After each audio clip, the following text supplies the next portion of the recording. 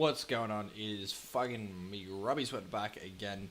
This video will be including Walking Dead Season 8, Episode 11, Dead or Alive. So we're going to go through the episode now, kind of the synopsis, and I'll be reviewing and telling my thoughts of it. So Savior Patrol is notified of the appearances of Harlan, the disappearance of Harlan, Carlson, and Gabriel. As they set off to begin the search, Daryl leads the remaining Alexandrians and Dwight onto the bridge and out of the sight of sailors. So really like how Daryl's kind of coordinating the group back to the hilltop safely. The group comes across a walker in the forest. Tara pretty much swings the walker to Dwight, and then it said it got out of my grasp, so he just wants to kill Dwight, and then Dwight just fucks that walker up. Just bam, bam, bam. So yeah, they head forward. Rosita and Daryl discusses the Savior report and introduce that Carson and Gabriel also headed towards the hilltop, so they know that they're going towards hilltop. That's going to be good, but I really like Dwight's, Daryl's skills here to coordinating the group, making sure they get safely to the hilltop, staying low, go in the forest. Carlson and Gabriel sit in their car, having lost their bearings on the road, and try to determine their position on the map. Carlson notices Gabriel shifting the map in an effort to read it better, concerns that his infection may be attacking his optical nerves and blinding him. So Carlson's kind of like, going through and like letting him know, dude, we need to treat you, we're gonna get permanent. Something's gonna happen. So Gabriel shows the situation can still be handled provided they keep faith in God's plan. Carlson not invincible. Carson's not a believer, but as Carson attempts to start the vehicle again, Gabriel barely notices the walker with a chain on its ankle crawling alongside them. After disposing the walker, Carson performs a visual check on Gabriel, whose condition is worsening. He condemns himself for allowing Gabriel to leave the sanctuary in his condition. So he's going through, he's saying, we shouldn't have left, you're really sick and whatnot. They tried to escape. Well, Gabriel's really sick, so Gabriel notices a noise emanating from the forest. Both go to investigate. They find an abandoned building with a slab of metal swinging in the wind, but Carlson is very uneasy about the area. So they find a house. They said, have faith. They find a house, actually. So the Alexandrians, having walked a considerable distance, rest in the forest. So they're going to rest in the forest. As Daryl and Rosie retrace their steps to cover their tracks, Tara, still vengeful, questions why Dwight is still alive. So she's saying, why is Dwight still alive? And they're saying, Dwight could still be useful. Daryl and Rosita agree that Dwight may still prove to be a valuable asset, with Rosita deciding to wait on them until they reach the hilltop, which is right. I mean, Dwight wants to change. This is going to be a very big thing I'm going to discuss in the episode. Dwight is trying to switch sides before it ends, so he wants to help, unlike it finishing with the governor. Tara didn't switch sides, and Tara knew governor was in the wrong, you know what I mean, in this sort of war. As the hilltop fortifies, Carol attempts to relieve Morgan from his duties, offering to watch Henry and the captured saviors. Jared tries to goad Morgan to free them from their holding pen, but Henry speaks up, asking for his brother's murderer. Carol sends Henry away to Jerry while she speaks to Morgan. Honestly, Henry's just taking things out of hand. He's already killed Gavin. I mean, he still wants more blood.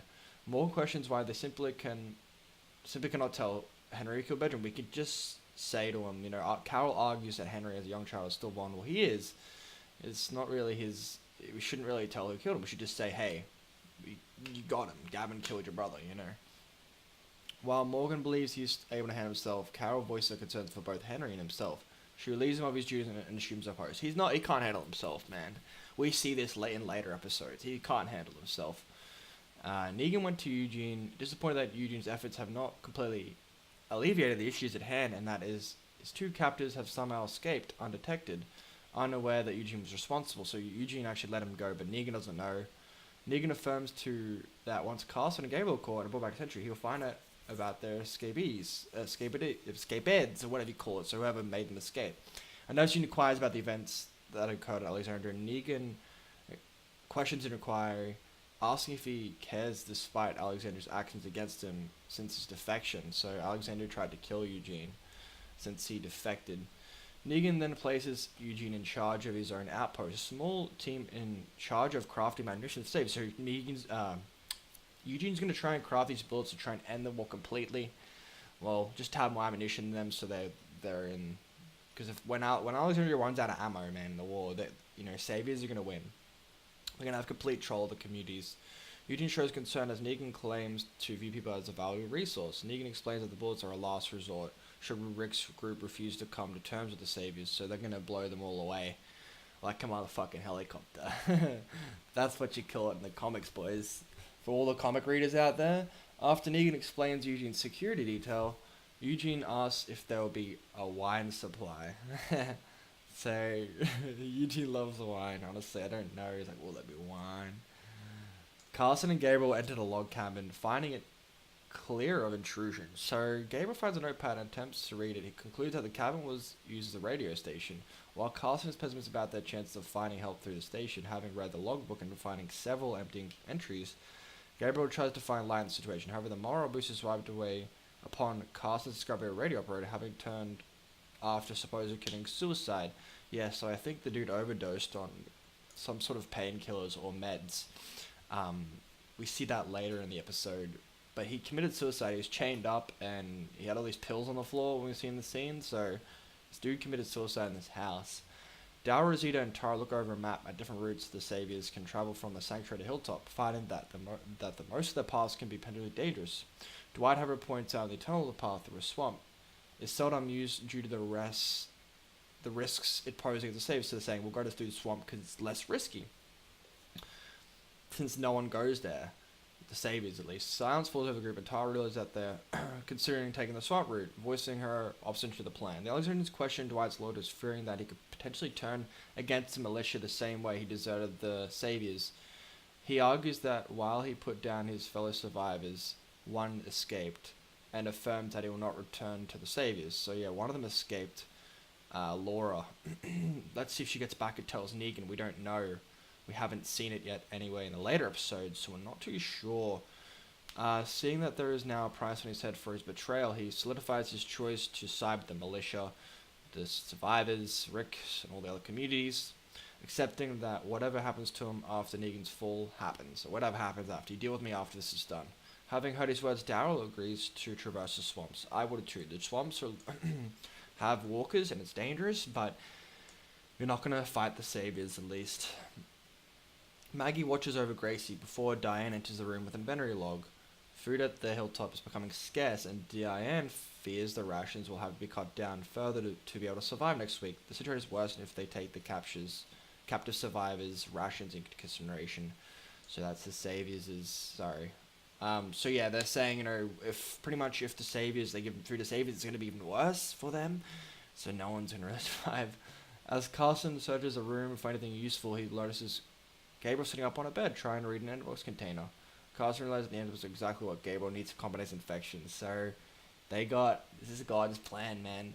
So pretty much, yeah, they get the medication that's going to save his life, but I think his vision is going to be too scarred, actually. En route to the swamp, Daryl and Dwight discuss Sherry and possibility of finding her in the swamp. They approach the edge of the water, finding the murky depths littered with decaying walkers. Daryl gathers volunteers to assist while cleaning out the infestation. Dwight is disallowed and Tara opts to stay behind to watch the group. This is where things get interesting, bro. This episode feels long in terms of content. Gregory speaks to Maggie through the barbed wire fence, reasoning that he should be released for good behavior, but Maggie refuses to set him free. Alden then approaches the two, speaking up for the rest of the Saviors and attempting to come to an agreement, suggesting the prisoners be allowed supervised freedom every once in a while for a few minutes each. Again, Maggie refuses and reveals that they are removing their rations for a few days, much to the shock of the Saviors and Gregory, so they're all like, nah, we're taking your food, bro. It's not really responsible, honestly. Like, you see this later on in the episode where Simon does not give a shit about the group, the prisoners in there. Daryl, Rosita, Sadiq, Scott, and the other volunteers continue to dispatch walkers in their path, with Rosita coming to a close being dragged under.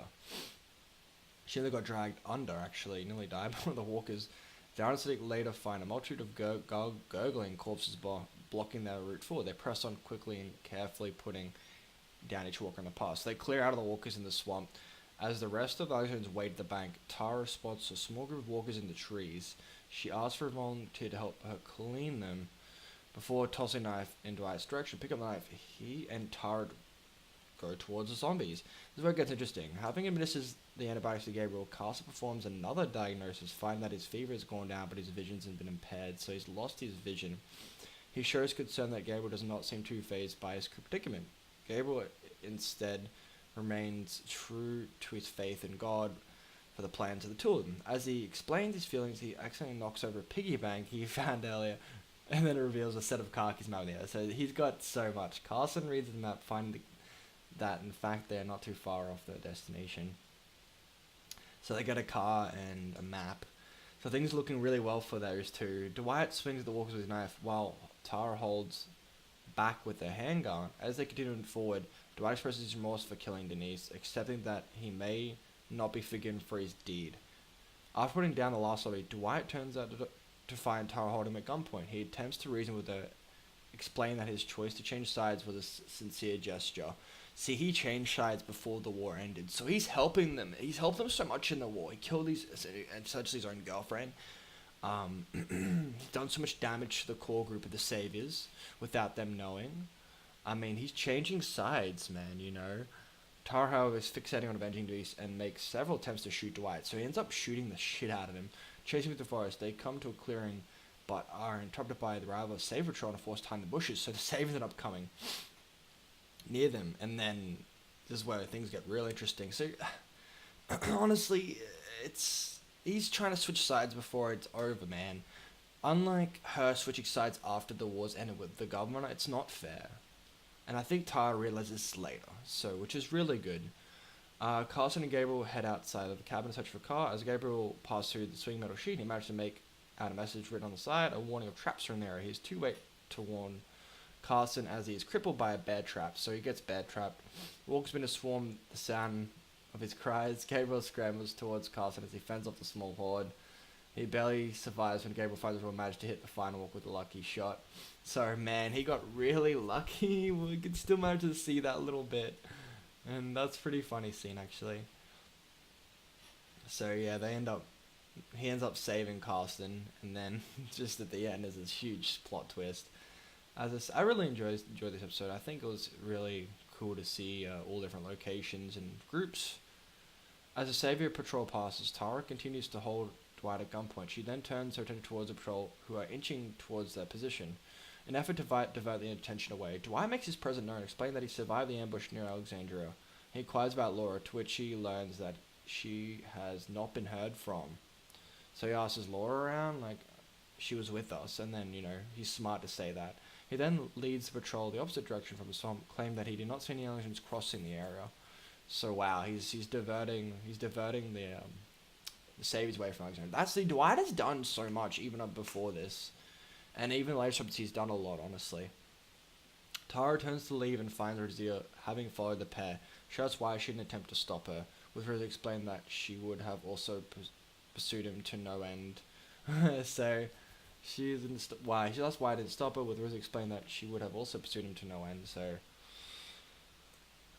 back at the swamp, Daryl lets his rage fly. I would agree. Berating Tara for allowing Dwight to leave and risking him giving away their group to the Saviors. Having seen Dwight's efforts to sway the Saviors away from location, Tara's convinced that Dwight has changed for the better. I would too. I mean, he's done so much, and even after this, Daryl remains unconvinced, but forgoes continuing the conversation any longer, leading Alliance through the now clear waters. Gabriel helps Carson to a truck. Carson thanks Gabriel for his help, but their moment is interrupted by the presence of the Saviors, who are joined by Carson's gunfire. So now they're recaptured. Gabriel remains faithful God has away from Carson agrees before making attempt on the Saviors by unholstering one of their weapons. He's too late to fire, shot down by the Savior, and shot dead. They've lost another doctor. The Saviors retreat back to the sanctuary while a mortified Gabriel sobs. So Gabriel actually cries after because they nearly made it out, and then Gabriel just cries and cries and cries, and I would too. Oh man, poor Gabriel.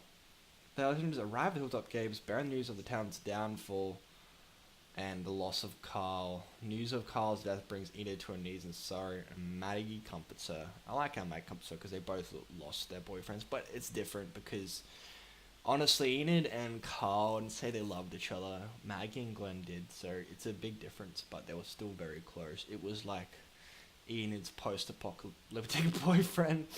So I don't know why I'm laughing at that, but I thought that was funny. Carol, Morgan, and Henry discuss the circumstances of Carl's death, having found out he died helping a stranger. Morgan then explains to Henry that Gavin was responsible for Benjamin's death, and that his killing of Gavin means that he's already avenged his brother. That means no more killing. I mean, you've got your guy. But I don't think Henry believes that. Siddiq approaches Maggie to personally thank her for her hospitality. He inquires about whether the Hilltop holds an infirmary, revealing to Maggie that he has medical experience and wishes to help the community. She directs him to the trailers as he leaves Maggie's service community. So yeah, Siddiq wants to help in his medical expertise, his 2-year emergency response. Oh man. Eugene works with his team on crafting bullets. Frankie approaches him with the intent of helping around the workshop. Now, Eugene, instead to the poor, he says, seeing her as a form of maid service. He's like, you get my dinner on par. She wants to help, and Eugene shuts him down. Negan then bursts into the room, followed by two sailors bringing in a recaptured Gabriel. Negan claims to have a story from Gabriel on the surface of his and the castle's escape. To Eugene's relief, Gabriel does not hold Eugene responsible for planning an escape, but rather Carson. Negan then leaves Gabriel in charge of raging Eugene's bullet casting. So Gabriel's going to help out with the whole bullet casting thing. Eugene reports that while his munitions have been of great quality, the quantity of supplies is running low. He suggests that possibly launching Walker Viscera at the opposing forces, so some sort of Walker biological weapon attack, in a last resort to effort to dissuade them from fighting, gaining a new set of ideas from this otherwise ludicrous scenario. Negan leaves satisfied. So Eugene wants to go some sort of psychop shit, which is kind of sick of Eugene, but he knows what he's doing. Eugene approaches Gabriel, who is still traumatized by Carson's death. He learns that he believed he had found his purpose. Eugene brushes off and shoves the tray toward Gabriel, demanding he begin sorting casings. So, man, I don't know. Eugene's kind of crazy. Maggie returns to the holding pen and agrees to Alden's deal, allowing a maximum of 2 savers at any given time. Pen for work, exercise, and if the need arises, medical attention. Gregory, while grateful for her decision, is worried about an impending attack by the savers and implores that Maggie consider an evacuation, fearing losing the war. So, she remains strong, telling Gregory that with all they have now, there is little possibility for loss.